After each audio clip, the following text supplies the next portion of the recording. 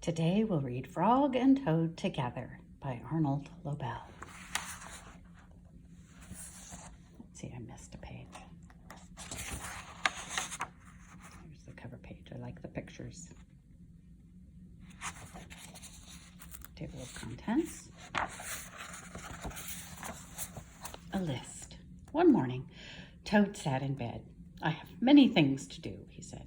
"I will write them all down on a list so that I can remember them." Toad wrote on a piece of paper, "A list of things to do today." Then he wrote, "Wake up." "I have done that," said Toad, and he crossed out, "Wake up." Then Toad wrote other things on the paper. A list of things to do today. Wake up, eat breakfast, get dressed, go to Frog's house, take walk with Frog, eat lunch, take nap, play games with Frog, eat supper, go to sleep. "There," said Toad. "Now my day is all written down." He got out of bed and had something to eat. Then Toad crossed out, "Eat breakfast." Toad took his clothes out of the closet and put them on. Then he crossed out, "Get dressed." Toad put the list in his pocket. He opened the door and walked out into the morning. Soon Toad was at Frog's front door. He took the list from his pocket and crossed out, "Go to Frog's house." Toad knocked at the door. "Hello," said Frog. "Look at my list of things to do," said Toad. "Oh," said Frog, "that is very nice." Toad said, "My list tells me that we will go for a walk." "All right," said Frog, "I am ready."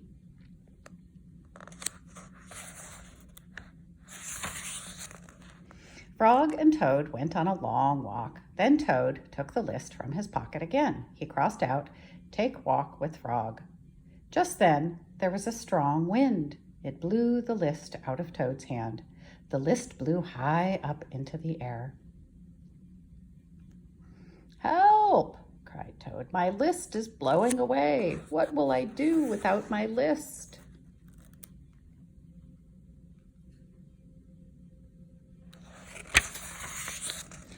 "Hurry," said Frog. "We will run and catch it." "No," shouted Toad. "I cannot do that." "Why not?" asked Frog. "Because," wailed Toad, "running after my list is not one of the things that I wrote on my list of things to do." Frog ran after the list. He ran over hills and swamps, but the list blew on and on. At last Frog came back to Toad. "I'm sorry," gasped Frog, "but I could not catch your list." "Blah," said Toad. "I cannot remember any of the things that were on my list of things to do. I will just have to sit here and do nothing," said Toad. Toad sat and did nothing. Frog sat with him. After a long time, Frog said, "Toad, it is getting dark. We should be going to sleep now." "Go to sleep," shouted Toad. "That was the last thing on my list." Toad wrote on the ground with a stick, "Go to sleep." Then he crossed out, "Go to sleep." "There," said Toad. "Now my day is all crossed out." "I am glad," said Frog. Then Frog and Toad went right to sleep.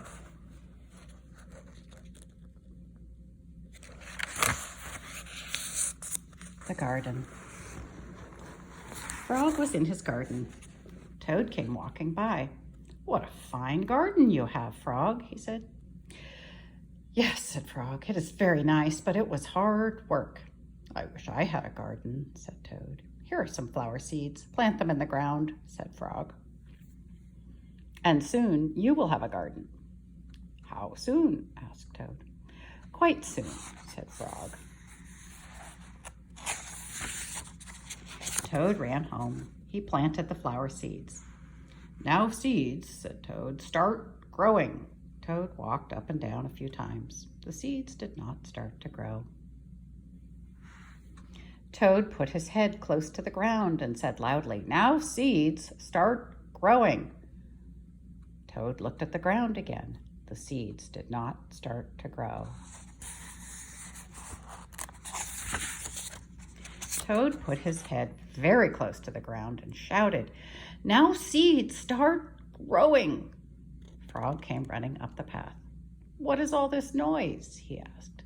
"My seeds will not grow," said Toad. "You are shouting too much," said Frog. "These poor seeds are afraid to grow."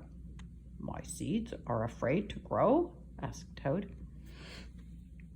"Of course," said Frog. "Leave them alone for a few days. Let the sun shine on them. Let the rain fall on them. Soon your seeds will start to grow."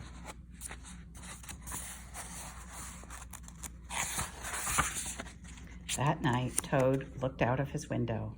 "Drat," said Toad. "My seeds have not started to grow. They must be afraid of the dark." Toad went out to his garden with some candles. "I will read the seeds a story," said Toad. "Then they will not be afraid." Toad read a long story to his seeds. All the next day, Toad sang songs to his seeds. All the next day, Toad read poems to his seeds. And all the next day, Toad played music for his seeds. Toad looked at the ground. The seeds still did not start to grow. "What shall I do?" cried Toad. "These must be the most frightened seeds in the whole world." Then Toad felt very tired and he fell asleep. "Toad, Toad, wake up," said Frog. "Look at your garden." Toad looked at his garden. Little green plants were coming up out of the ground. "At last," shouted Toad, "my seeds have stopped being afraid to grow." "And now you will have a nice garden too," said Frog. "Yes," said Toad, "but you were right, Frog. It was very hard work."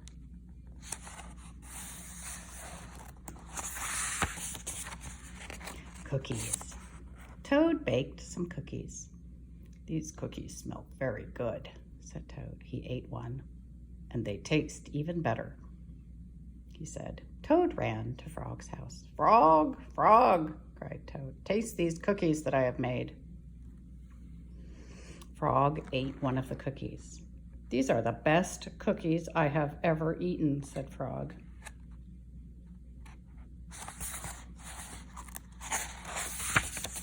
Frog and Toad ate many cookies, one after another. "You know, Toad," said Frog with his mouth full, "I think we should stop eating. We will soon be sick." "You are right," said Toad. "Let us eat one last cookie, and then we will stop." Frog and Toad ate one last cookie. There were many cookies left in the bowl. "Frog," said Toad, "let us eat one very last cookie, and then we will stop." Frog and Toad ate one very last cookie.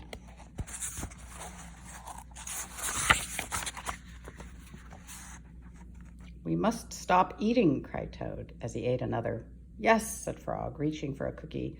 "We need willpower." "What is willpower?" asked Toad. "Willpower is trying hard not to do something that you really want to do," said Frog. "You mean like trying not to eat all these cookies?" asked Toad. "Right," said Frog. Frog put the cookies in a box. "There," he said. "Now we will not eat any more cookies." "But we can open the box," said Toad. "That is true," said Frog. Frog tied some string around the box. "There," he said. "Now we will not eat any more cookies." "But we can cut the string and open the box," said Toad. "That is true," said Frog. Frog got a ladder. He put the box up on a high shelf. "There," said Frog. "Now we will not eat any more cookies." "But we can climb the ladder and take the box down from the shelf and cut the string and open the box," said Toad.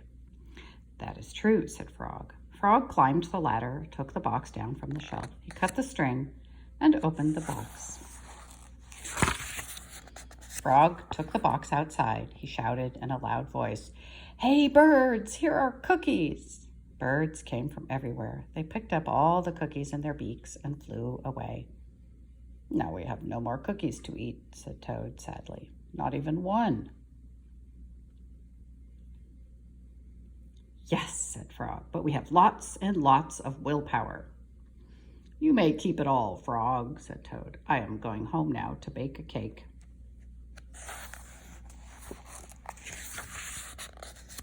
Dragons and Giants. Frog and Toad were reading a book together.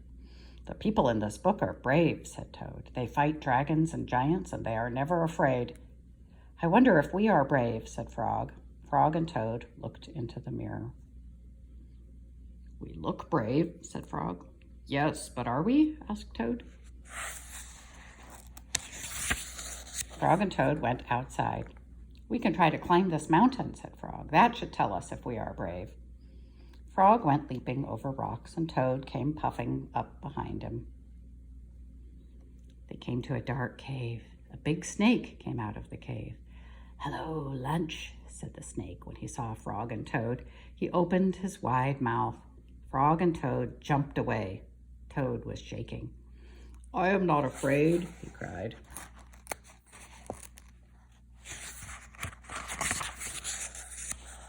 They climbed higher, and they heard a loud noise. Many large stones were rolling down the mountain. "It's an avalanche," cried Toad. Frog and Toad jumped away. Frog was trembling. "I am not afraid," he shouted.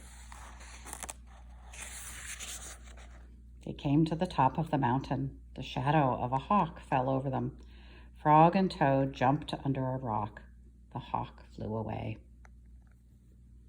"We are not afraid," screamed Frog and Toad at the same time. Then they ran down the mountain very fast. They ran past the place where they saw the avalanche. They ran past the place where they saw the snake. They ran all the way to Toad's house.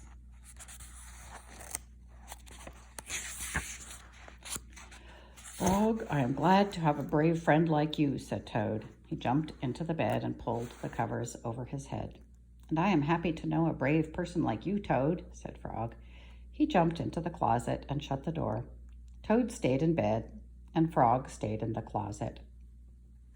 They stayed there for a long time, just feeling very brave together.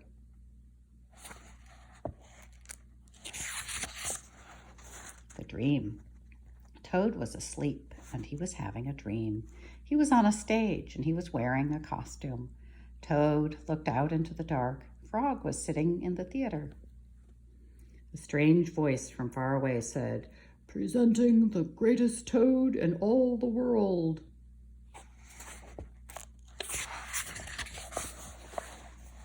Toad took a deep bow. Frog looked smaller as he shouted, "Hooray for Toad!"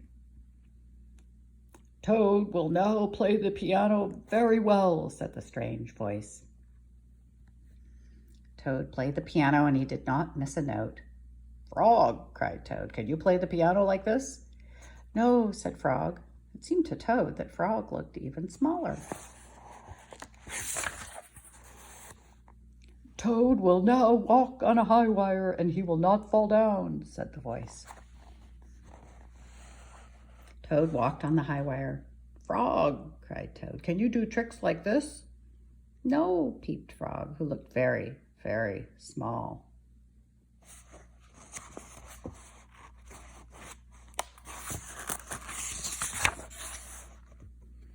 "Toad will now dance, and he will be wonderful," said the voice.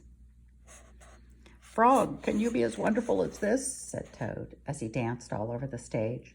There was no answer. Toad looked out into the theater. Frog was so small that he could not be seen or heard. "Frog," said Toad, "where are you?" There was still no answer. "Frog, what have I done?" cried Toad. Then the voice said, "The greatest toad will now—" "Shut up!" screamed Toad. "Frog, Frog, where have you gone?" Toad was spinning in the dark. "Come back, Frog," he shouted. "I will be lonely."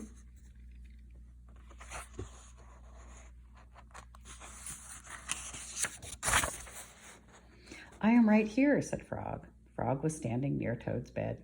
"Wake up, Toad," he said. "Frog, is that really you?" said Toad. "Of course it is me," said Frog. "And are you your own right size?" asked Toad. "Yes, I think so," said Frog. Toad looked at the sunshine coming through the window.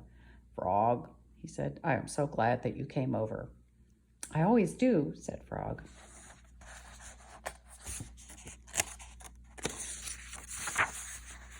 Then Frog and Toad ate a big breakfast. And after that, they spent a fine, long day together. The end.